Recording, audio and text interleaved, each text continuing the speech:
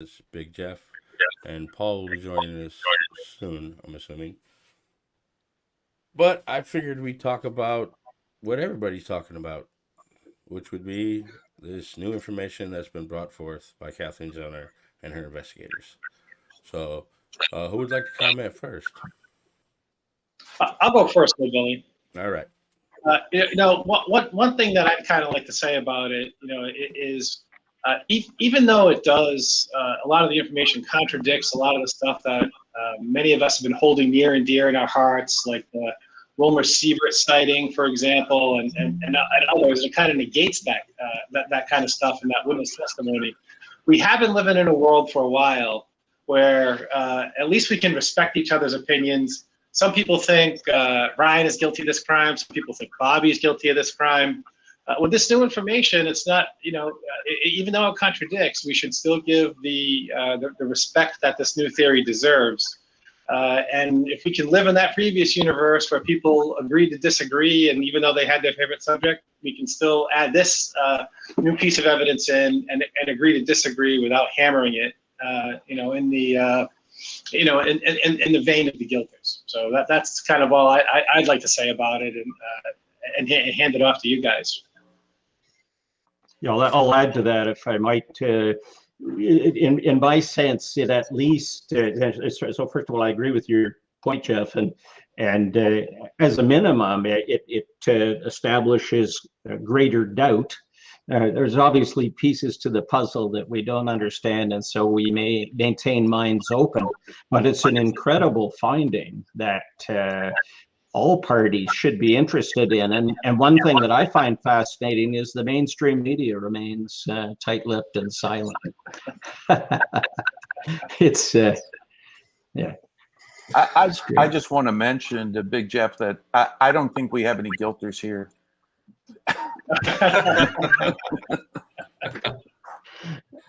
Yeah. Well, I know. Sorry. I've heard some disturbing things, from people in that since it's contradicting something that people have held dear in their hearts for 2+3+ years, that they're dismissing this out of hand, and that's not the right way to go about it. They don't believe it. Well, it's okay not to believe it, but it does add to the reasonable doubt that Zellner. So yeah, I think she did a great job, Zellner. She really laid the burden of proof at the state's hands now, Mm-hmm. It was basically what I think in another life, it was a tactical move, and they caught the bait, so to say. 100%. So the only thing that what still sticks is there's no corroborating call, but it's not really necessary because she puts that in the state's hands to prove.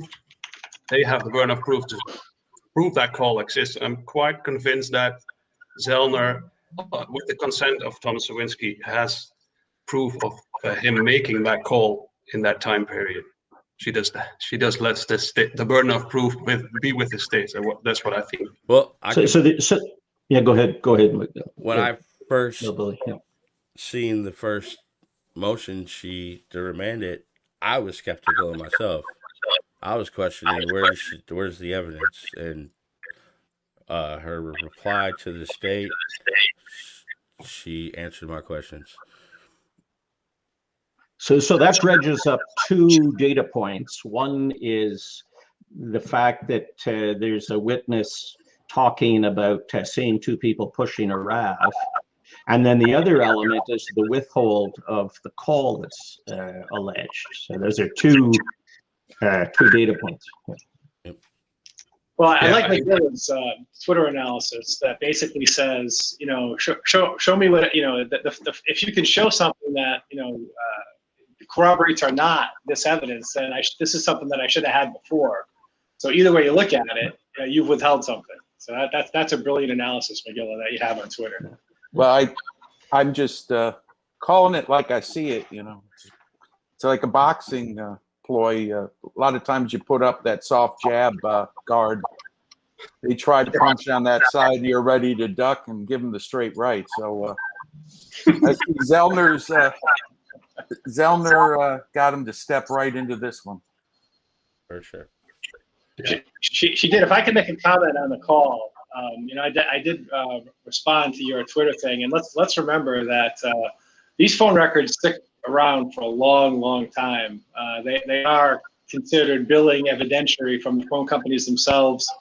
As I think Zellner's taken the time to get a list of phone numbers that Thomas Sawinski might have used during that time frame. And perhaps the evidence of the call itself. The recording is gone. We know that. The recording is gone. But the call records should be there. The call records are probably there. Oh, they're going to be there unless they were destroyed. But Yeah. there's no way the cell phone company would destroy them, because there was a case last year where they went back and it was a case from 2004, and they obtained cell phone pings from the cell phone company and were able to catch the guy that was responsible for the crime. And this has happened last year. Not to mention the police landlines themselves, right? I mean, they probably had a landline phone company, probably a major one. They probably had the same one since whenever that place opens. They're just they're not good at changing things, and it actually takes more work to delete this stuff than it does to just leave it alone and let it sit around. So there's multiple avenues: the outgoing call, like you say, Mobility, or the incoming call from whatever that phone number was that he happened to call. And there's only a few of them, right? And it's funny that Zellner asks for all the audio, and they say, "Oh, we don't have the audio for the third." From the third, the third. She asked for all of it, not just the third. Yeah. His response was, "We don't have audio for the third." Yeah, his response was from the third, but I find that very vague. Yeah. It can be from the third on. Well, minor detail. Well, Big Jeff, just a question. Do you know how long telephone companies generally hold this data? Like I say, it's easier. It costs money to do something proactive with it. To have somebody, sitting around, as we sit right now, one of the cheapest things that you can have is storage. That's a very cheap thing. Look at Google Drive. They'll give everybody a gigabyte of free storage, or is it 5 gigabytes? Whatever it is, a free storage. Storage has been a very cheap asset for a long time. And it's to make backups and keep it around than it is to pay somebody to delete it. There's really no value of them to pay the extra money to do that. So if they switch carriers, if they had like a local carrier that merged with somebody else, for example, then there's a reason not to bring all that data over beyond a certain time frame. But for the most part, I suspect that they probably still have that electronically somewhere. There's no regulatory statute that I'm aware of that says you have to delete it after a certain amount of time. No, probably not. Thank you. It is probable that they had a private PBX at the police station. So there would have been maybe a T1 of incoming lines, 23 incoming lines or something. And the private PBX at the police station would break that up to however many lines they had within their organization. But the incoming lines that were from the telephone company, I totally agree. That's probably in a database somewhere on some Unix or IBM system that everybody's hoping doesn't fall apart. And back then, Calumet was just updating their CAD system, and Manitowoc had already done so, because you hear it during one of the officer transmissions when they're running, I believe it's Barb's. No.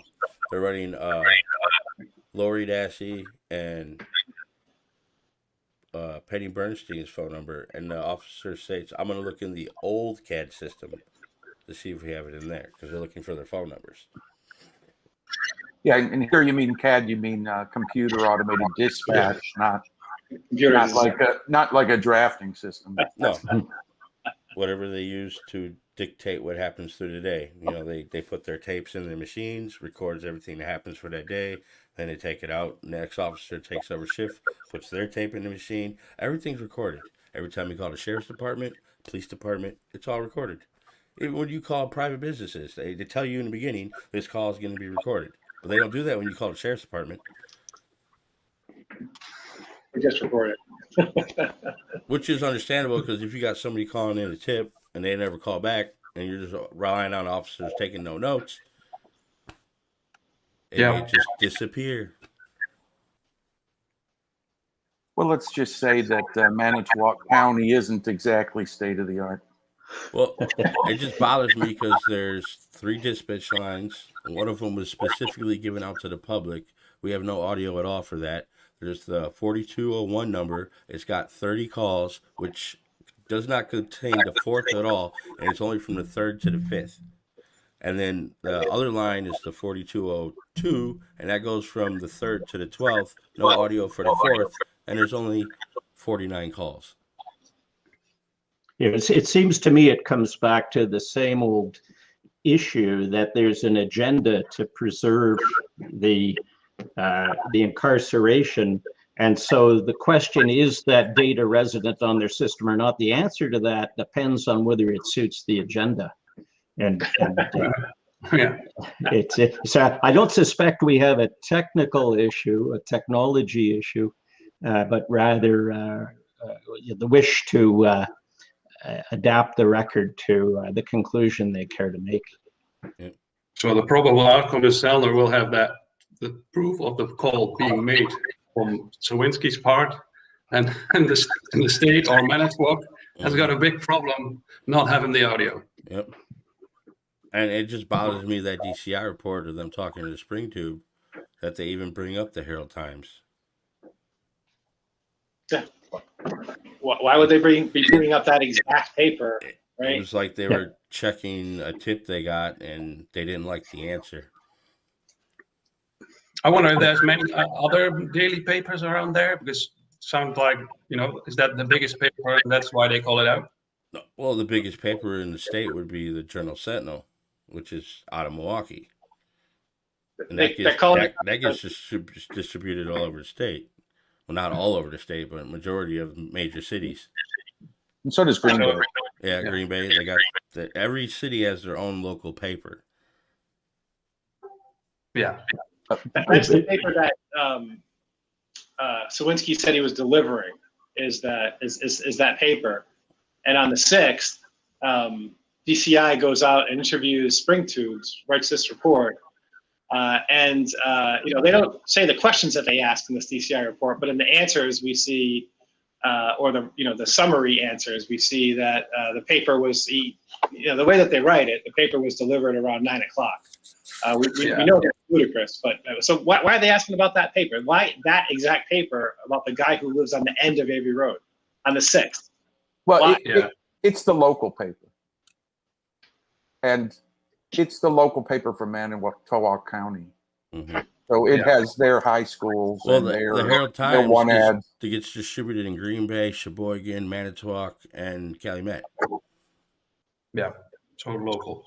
And did any of them cover this this story of the 2 men pushing the RAV? Was that? That's very newsworthy stuff. Why? Yeah. So. Yeah. Well, the mainstream media. All the reporters were getting their information from 2 sources: Calumet and Manitowoc Sheriff's Departments. And I bet Emily Matuski is not going to. But you have that story. But that's a very newsworthy story, So I think you're right. That's probably where they get their sources. Why do they cherry pick those sources? If they're bird dogging reporters, they would be out there covering the, objectively the waterfront. And my submission is they're not characterized that way. They're part of the formulation, which begs a larger question: why on earth the police, both Manitowoc and Calumet? Why is the court system, the government, and the mainstream media, not to mention a majority in society, all 5 entities in this society seem to be in a bid to maintain the agenda, to preserve the maid murderer. So the job of a sleuther, I think, coming into this exercise back in the day when Eric Ozzie was sort of recruiting some of us, and Paul, we were looking for more facts on the case, and the sleuthers, the truthers, kept coming up with more facts that corroborated the innocence of Stephen Avery. It's amazing what's been uncovered. And notwithstanding all this stuff, the circus of society is, pushing back on it and maintaining the story. It's so our quest is larger. I would, in my submission, we're not just looking to uncover more corroborating evidence of innocence, but rather we're starting to investigate why on earth this society is not objectively rationalizing what happened here. And one last thought, given that the cow won't butcher itself, it's incumbent upon truthers to step forward and call them out on that. It's an interesting metaphor. You have to ask yourself what kind of country you want to live in. Do I want to live in one where that they can do this to somebody, fabricate evidence, hold evidence back, plant evidence it's just this cannot continue. It's not exactly. Yeah. Unfortunately, here living in Wisconsin, I can tell you that it can continue and is continuing. That we know. Uyghur just got elected sheriff of Calumet County, so. Oh yeah. And people up there still think he did a swell job. So it's not the bastion of objective, rational thinking, and it's not the pursuit of the truth. This circus of a society is one way or the other pushing to maintain what they did. In the presentation before ours, we had Dr. Ed Johnson and Tracy Q. Paul, and they did a very nice rundown of what should be in a legal system, which is juxtaposed to, as Jeff's putting it, to what society do you want to live in? The moral compass of where this circus is going is not anchored in the truth. And then Kathleen Zellner, for her part, has to not just be a lawyer that entering an objective court would launch arguments and to draw the right conclusions. She's left in this PR chase to somehow cause that cow to butcher itself, to call out the circus and cause it to be so embarrassed that it has to change its ways. That's the where our calling has gone, I think. I mean, there's a lot of reason to believe that it was the resistance to exactly that regarding the 1985 case that landed us where we are right now. Yeah. Yeah. And if you look at the earlier case, there was sufficient, in my sense of it, sufficient information there to cause elements like the FBI to jump in and be all over this thing. Before you even enter the name Teresa Halbach, there's enough information on corruption there. The institutions are part of it. Yeah. It bothers me in Earl's interview that the law enforcement officer states that they've been watching them for weeks. And in Uyghur's talking like he actually knows Teresa. Yes. Well, for me, there was a big event in the 1988 election between George H.W. Bush and Dukakis, where Dukakis, when he was governor in Massachusetts, had let a man named Willie Horton out of prison, and he had sexually assaulted and murdered someone.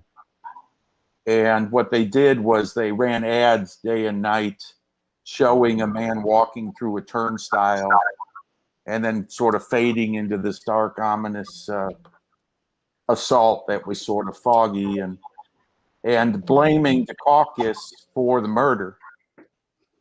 And I think what U.S. politics took out of that was you don't want to be the politician that takes the burden on of having a person let out of jail and committing another crime.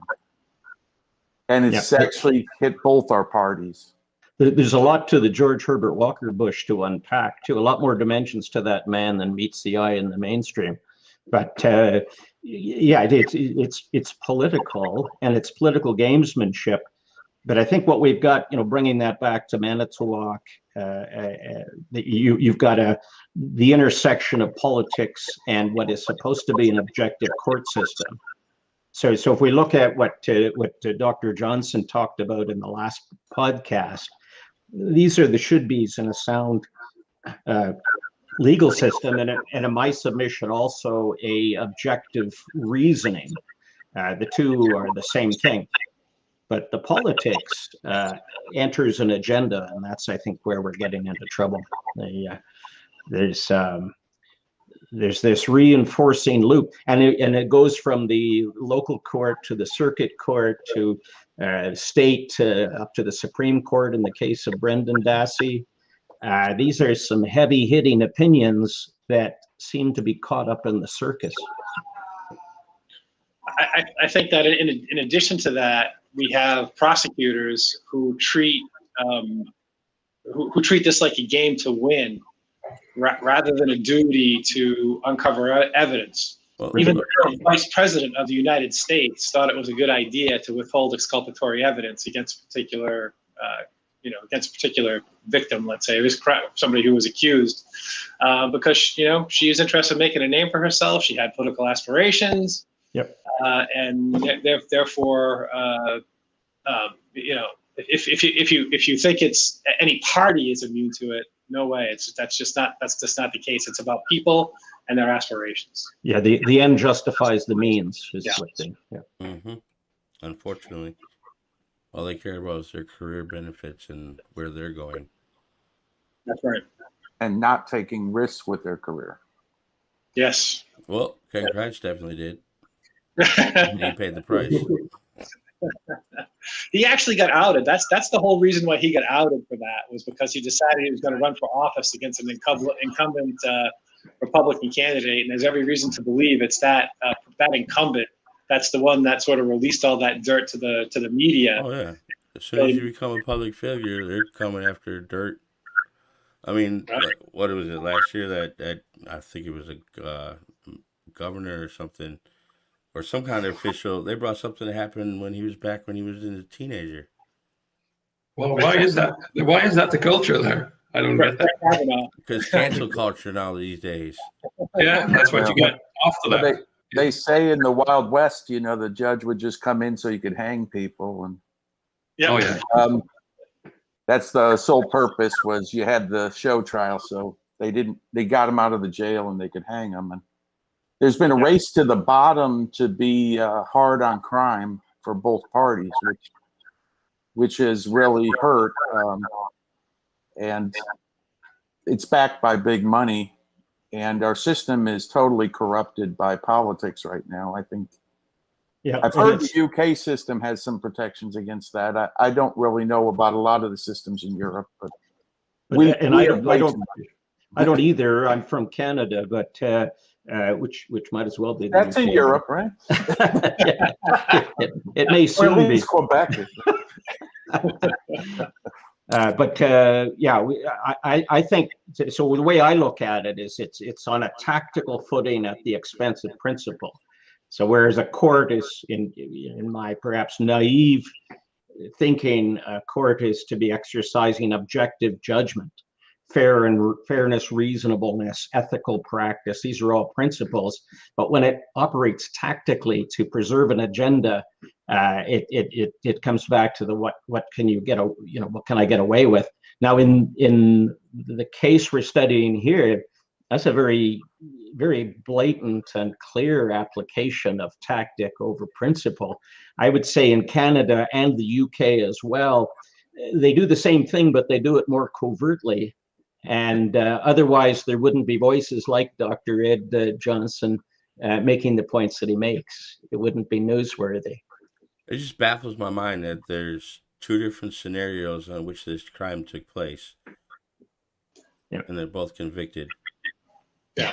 I mean, there should be some standard of ethics that prevents you from, fundamentally, changing the story between one plaintiff and the other, right? Or one defendant and the other. I mean, with regard to Brendan and Stephen, it's just, he was shot in the garage. Well, she was shot in the garage. Well, no, she wasn't. She was killed in the bedroom. It baffles the mind that they should allow to change their narrative. Or he finds her at one point. He finds her in the back of the RAV, wrapped in a blanket. So nothing makes sense when it comes to Brendan's case and Stephen's case, but more Brendan, because there's not a piece of evidence, not a single piece of evidence that ties him to anything that took place. It's why the defense or the prosecution used a computer-generated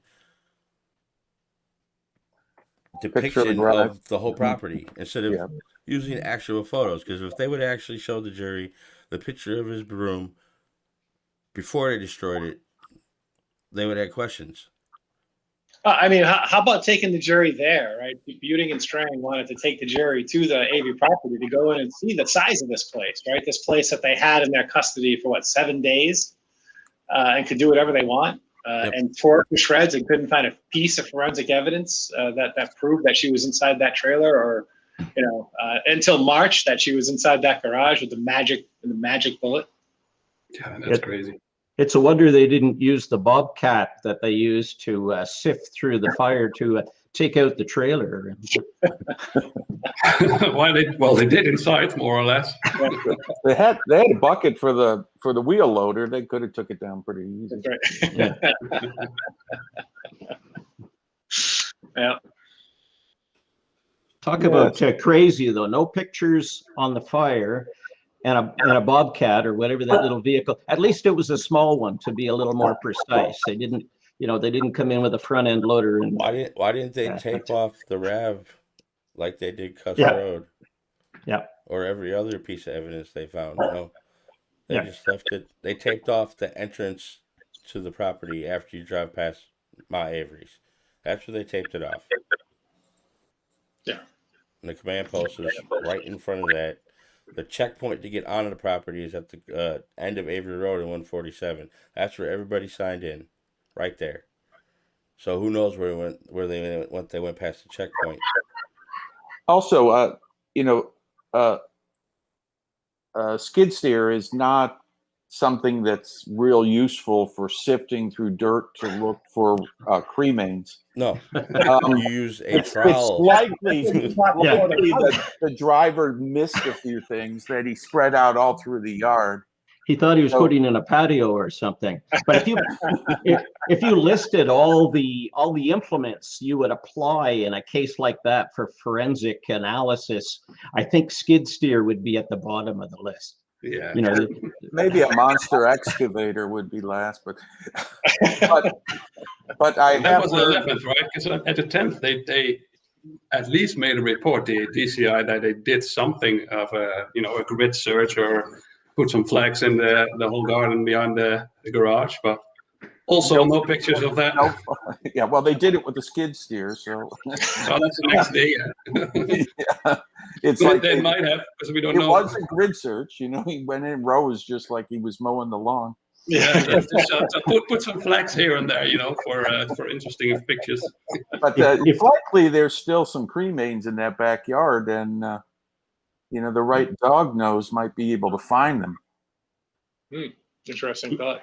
Yeah, if somebody earnestly wanted to investigate, so you've got to pull away the circus and get a proper team in there, and there doesn't seem to be a desire to get to the truth, so we keep playing these games. We talked to a man named Jeff Young, who was currently a senior member of the Utah search team, and he had been a canine trainer for both the military and the police. And he said his dogs found cremains that were over 10 years old, and he thinks if it's there, his dog Zoe probably could find it. Okay. So that skid steer operation probably spread it out through that yard. There was no way they made sure they got everything. They acted like imbeciles. It's just why are we searching in the burn pit? Because she was never burned there. No. Oh, but the cremains were put there, and then they were spread. Also, there were cremains undoubtedly dropped from the corner of the yard leading to the burn pit. They admitted that they were not in some of them were not in the burn pit. Yeah.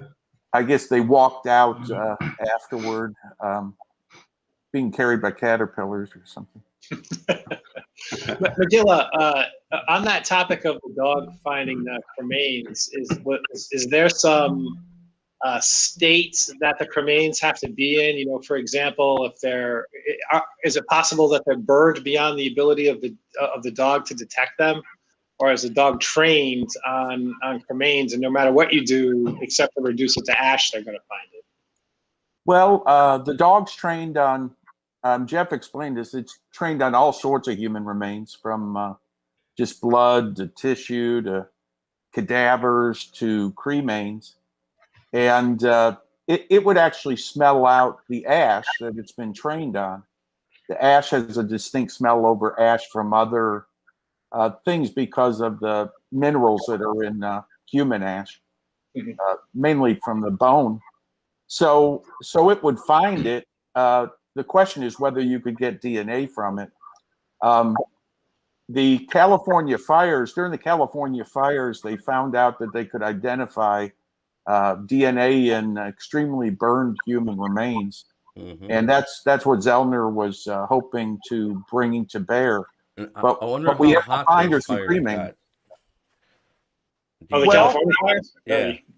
Those got very hot. Hotter than a burn pit? It's like pine forest that's dead dry, burning in 95-degree heat. I think it's supposed to be pretty hot. Yep. Comes in like a wall. So, so part of the story there, though, is that we don't have the bones to compare. I'm not sure that we have any DNA, and this is where Dr. Silkman could opine, but whether there's a DNA exemplar that hasn't been somehow questioned or compromised or handled by the wrong person. Do we absolutely have an objective point on what? We have her DNA. The thing that would be exculpatory is finding it away from the burn pit. But the burn pit is something that we have access to the property. So if we wanted to bring Zoe in to, say, examine the entire trail from the burial pit on Cuss Road to what track number 6 shows to the burn pit, we'd much rather find it in the quarry pit because that would show that it was moved there. But starting with the location that we know they bulldozed and probably spread a bunch of cremains about would demonstrate that Zoe could find it. And we wouldn't need permission from surrounding property owners. So there's no question in your mind about Teresa's DNA. That's a fixed data point that we're happy with. We have profiles from her belongings. We have profiles from a cherry cola can. I just don't like that there's not enough loci that there should be. Yeah. So at any point compared of to inquiry, today's standards. Yeah. Well, we also have the mitochondrial DNA profile of her mother. I'm pretty sure that we could be confident that the bone found was Teresa's if they're able to get a DNA profile. Then why'd they get rid of them? They got rid of them because once they're mixed with the known Teresa bones, there's no way to know that it wasn't one of them. Yeah. And also, I suspect they put her bones through what's it called, a cremulator, which turns them to dust, which is more normally how they're returned to somebody after cremation. You don't Why want to have. do you suppose Mark Wiegert asked Karen Hallbach if she had any recently deceased relatives? There's a lot of questions that people ask that make no sense. And why did he write about it in Casso? I think he wanted to be able to fight off a defense theory. Because if they had if they'd gone to her house and seen an urn of cremains sitting on the fireplace, that some people in America do, I think it's probably a worldwide thing. They could have spread that in the pit. Of course, it would have probably been through a cremulator. You don't return coarse cremains to a family and have them look and see fingers or things in it. It's especially when you're at, is it 7 loci? What's the What's the precision of the DNA match? So what happens when you take a search dog to a cemetery? I bet Jeff Young could tell you. He goes all around the countries to places where they're going to be able to get cadavers for training, and he says it's key to have continuous training, and he also mentioned you have to have the ability to discriminate between scents of everything they're trained on. Yeah. Which the scent dog for our case didn't have. I mean, to get back to your last question, fleet side, with regard to the percentage, a lot of people like to treat those percentages as if the loci are independent variables, and the fact of the matter is they're not. So therefore, the probabilities that are often quoted are just silly, because if you think about it, people in the same family have a lot of the same loci. It's not like flipping a coin. Or an n-sided coin m times. It's much different than that. So you can't really trust the non-mathematical people giving you answers on this is a 1 in a billion match. It's just not how it works. Yeah, no, exactly. Yeah, but suspiciously, so another data point is is it 7 loci? I don't recall. Yeah, 7 out of 50. Yeah. That was for BZ, which was the But that's as good as it got, right? There was no. No, but there's exemplars of Teresa that are much better. Really trust Sherry Culhane To do what? Yeah, her job. to have a bizarre hairdo. Who do you think pays her wages? Yeah. The state. Well, I think she's one of the problems the state's having, because if she's shown to be dirty, she's done DNA analysis on probably thousands of cases in Wisconsin. Yeah. That's a big problem. Then you have a runaway. Yeah, it would undo a lot of knitting if you leaned on her too much. Yeah. Well, the fact that the crime lab itself, of course, the DCI is yet another fundamental flaw in the system. The crime lab should be presented stuff sort of in a blind manner, and they should do a test that they don't necessarily know how the outcome is desired. Right. You don't start with a conclusion and work it backwards. That's called reverse engineering. That's it. Yeah. You can see on First 48 when they submit things to be tested for DNA, they tell the tester, okay, this is my profile for this guy. I need to see if this matches to this person. They already know what they're looking for. Yeah. Like I say, Put her in like you said, it should be blind. Yeah. Yeah, we used to call that the split boundary value problem, where your boss tells you what the solution is, and then you adjust your assumptions until you're able to generate. You get a bonus. Unfortunately, it's all too common, even without lawyers involved. Yep. Right. Yeah, it's part of politics. Bureaucracies do it all the time to maintain an agenda, and I guess it's fair game in politics. But this is supposed to be objective inquiry on truth, and so there's no place for that sort of thing here. Yeah, we're talking about taking people's freedom away, right? And that's just, it's too big of a responsibility to treat half-heartedly like that with a bias. Mm-hmm. Yeah. We could turn this whole thing into a comedy were it not for two people languishing in prison and the loss of Teresa. But so it's got a serious gravity to it, but the rest of it's a farce. It's quite comical. It's not funny until the pain has been resolved, and it can be in a little bit more distance. But certainly are a lot of funny characters. Yeah. Yeah. So Fleetside, I just wanted to say that you remind me a bit of Jeff Daniels' character in Newsroom. I don't know if anybody's ever told you that. I thought you were going to say Dumb and Dumber. No. I like the way you say the word agenda. Yeah. Oh yeah. Well, I do as my I run a business analyzing analyses of all things, which sounds completely silly, and how I ever came to that in life. But as we're pointing out on this very discussion, the difference between what's represented as truth and what would be an objective truth is quite a delta. And on this matter, that the freedom of Steve and Brendan lie in the balance. There are much larger stature issues where similarly that delta is probably not serving the common good. As boring as it may sound, I analyze analyses. So I'll have to look at Jeff Daniels and. Well, when he was younger, he's getting a little older.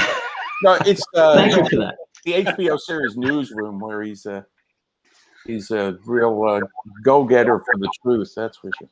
I'll have to look for that. So what are you working on? Sorry? What are you working on these days in your case analysis?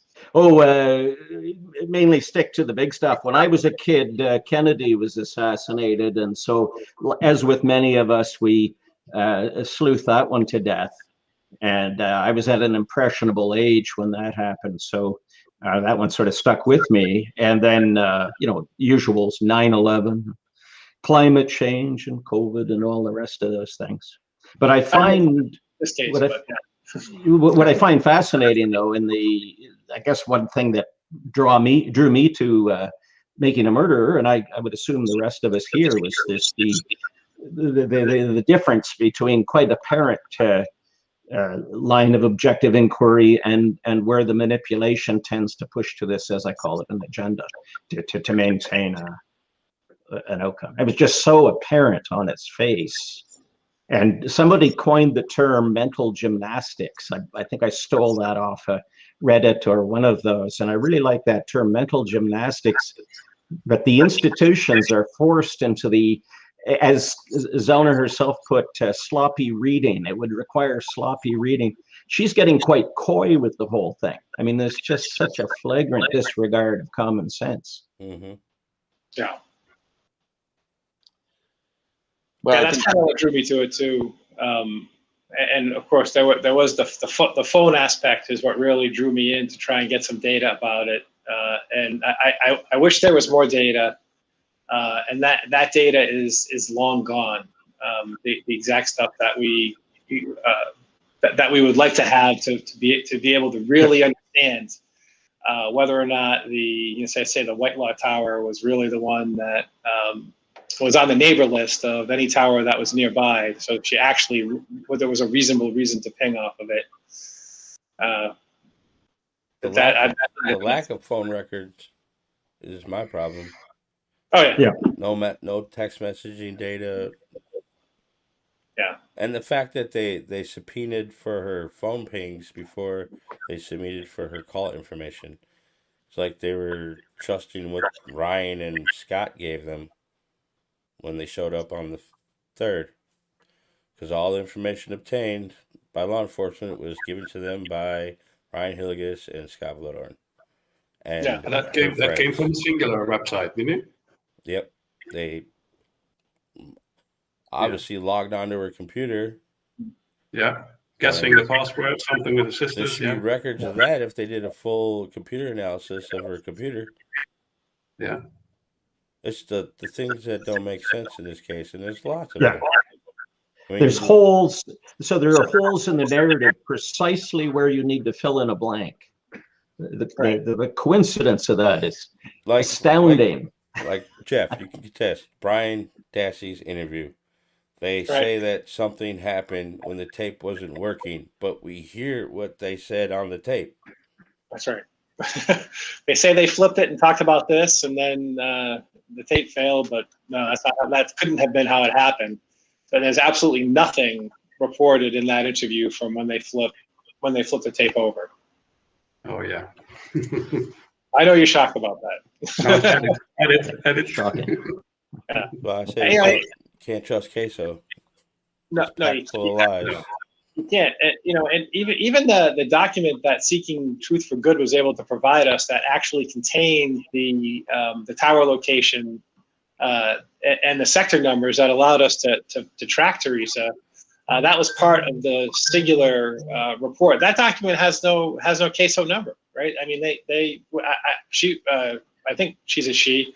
Was very lucky to get that document from queso, because there's really no number, and there should be a similar document for Bobby's cell phone pings. Where is it? And I think they also have RH's cell phone pings. But where's the corresponding document that shows us the tower locations, the sector orientations? We think we have the location of the 3631 tower that Bobby pinged, and it is pretty far west of his home towers in Michigan. I mean, you think or you know? Well, Zellner has it, and she gives us the distance to it, and we have a tower in that location that's the exact same distance. She did not publish the address of it. It was described as near I-43 and Fisherville Road. There's a north-south road called Tower Road that has a tower on it that's exactly 5.4 miles from Bobby's home, which is the exact distance quoted by Zellner. Yeah. So Zellner actually makes a mistake about the Whitelock Tower in some of her earlier filings, because she reports it as being 13 miles away, because she just put it into Google and does not do the straight RF distance. Right, it was the driving distance. So she got past that mistake and got this one right. This one's almost due west, and if he was where he was, he'd actually be closer to Michigan if he was hunting where he said. I've drawn the line that splits the distance in half, which would be near the handoff distance if the towers were equal strength. And it's actually just west of County Highway Q. So it put the Maribel Caves location back into the thinking. But that's only at 3:02 p.m. So we have Blaine saying he's driving back south on Wisconsin 147, and Blaine's coming home from school 3:30 to 3:45. I just thought of something. We got a dispatch call on the Manitowoc. Calls in about his neighbor being spooked because the news showed up. Ernest Koenig, the guy that spotted the RAV at the turnaround. After that phone call is when they go to that location, and then Colborn collects the audio log phone. Is it Koenig or Koenke? I can't. Whatever. Konecki. Konecki? Yep. It's Koehnkke. Enig. Ernest Koenig. Yep. Yeah, that TV. He did a TV interview, which is harder and harder to find these days. Recently, I was notified that I thought you saw it on TV. Somebody had recorded all the Avery coverage from day one, but they can't find the tapes. They probably put it in the Avery storage. It's with the bones. Yeah, because the phone records. Howard Thielen calls in because his neighbor's spooked. And then we got Kevin Ramlow sighting of the RAV4, same location. I've had somebody come forward stating that they seen the RAV4 at that same location, and they have contacted Zellner, and her investigators did come and see her. But how did it get from that location to where Bobby was sighted pushing it? Yeah, so my thought is that it went dead there or had the battery stolen. What lights did Chuck see then? How does that come into the equation now? Well, if it's so the only thing that puts it together is if you have to believe the November 5th date is wrong. No, I believe that what this guy seen is true. I just don't believe he identified the right two individuals. That's very possible. Well, let's stop with that. All he said when he first notified anybody about this is that he's seen two individuals pushing the car, and it was not Brendan Dassey. Yeah. Right. So what we have is we have a sighting at the I call it the Michigan Old Dam turnaround. Mm-hmm. And then we have a sighting on Avery Road, but the car is requiring pushing.